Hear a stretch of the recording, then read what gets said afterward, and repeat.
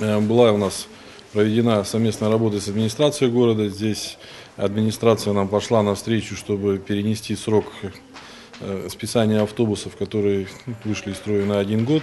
В этом году сегодня планы у нас нарастить и догнать те объемы, которые мы не выполнили в прошлом году.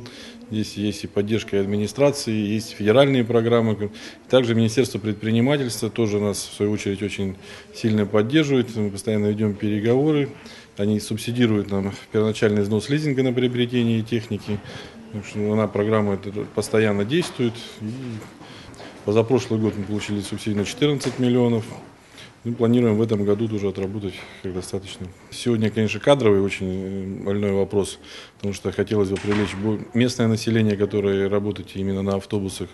Здесь также мы проводим совместную работу и с министерствами, с профобразованием, учебными, чтобы где-то даже хотим взять на себя и обучение категории D, потому что у нас не все водители имеют допуск к работе на автобусах.